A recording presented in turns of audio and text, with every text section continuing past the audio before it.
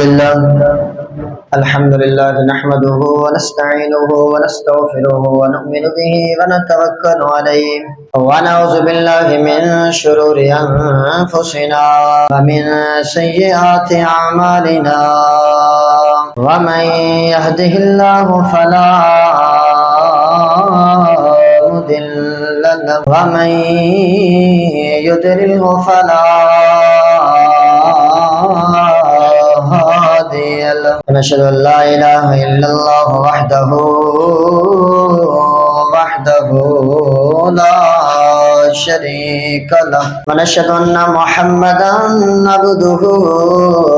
ورسوله قال الله تبارك وتعالى في الكلام المجيد والفرقان الحميد أعوذ بالله من الشيطان الرجيم بسم الله الرحمن الرحيم وما آتاكم الرسول فخذوه وما نهاكم عنه فانتهوا واتقوا الله وفي مقام آخر في شأن حبيبه مخبرا وآمرا إن الله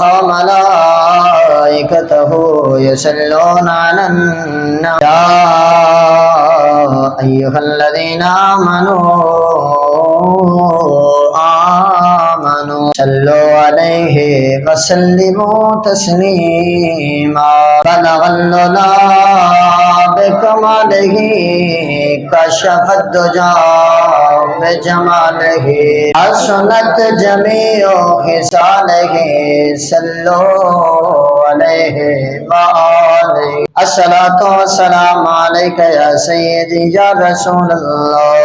الصلاة والسلام عليك يا سيدي يا حبيب الله الصلاة والسلام عليك يا سيدي يا خاتم النبيين الصلاة والسلام عليك يا سيدي